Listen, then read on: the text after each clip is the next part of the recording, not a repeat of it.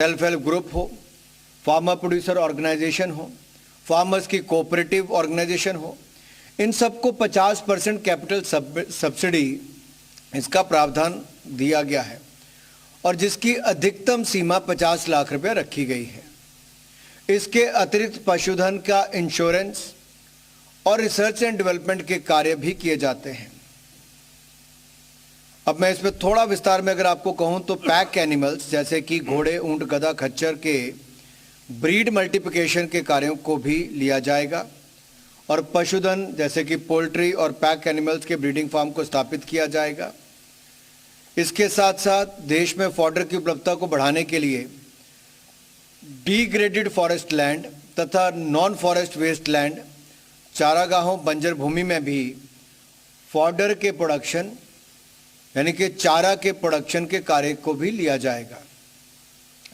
तो इसके प्रोडक्शन को प्रोत्साहन देने के लिए गोडाउन की सुविधा हो, रिसीविंग शेड हो या फिर ड्राइंग प्लेटफॉर्म या मशीनरी हो, इसके लिए भी कैपिटल सब्सिडी दी जाएगी।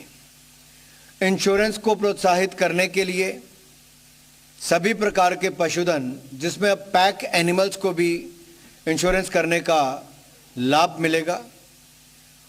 अब इसमें एक समान इनको प्रीमियम देना पड़ेगा। पहले लगभग 20% से लेकर 50% तक प्रीमियम देना पड़ता था, अब 15% ही प्रीमियम देना पड़ेगा। और इंश्योरेंस की सुविधा सुअर और खरगोश, पिग और रैबिट को छोड़कर 5 कैटल यूनिट की बजाय अब 10 कैटल यूनिट के लिए उपलब्ध होगी।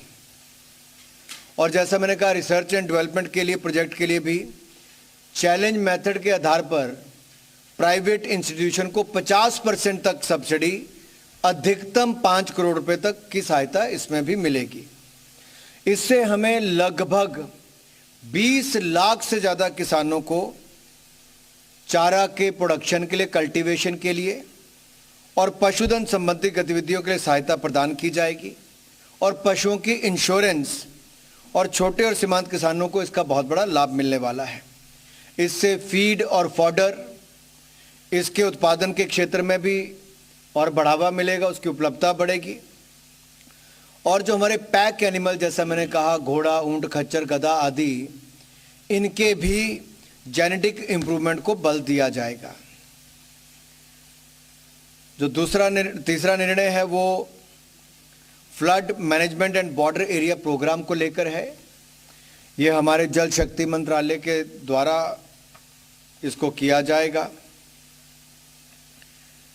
ये जो हमारी स्कीम है flood management and border area programme, ये हमारे water resources, river development, Ganga rejuvenation, Bharat सरकार के इस प्रोग्राम को 4100 करोड़ रुपए की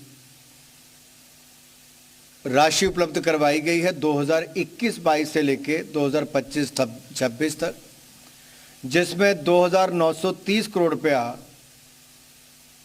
फ्लड मैनेजमेंट प्रोग्राम कंपोनेंट के लिए, एफएमपी के लिए दिया जाएगा और 1160 करोड़ रुपया आरएमबीए कंपोनेंट के लिए, रिवर मैनेजमेंट एंड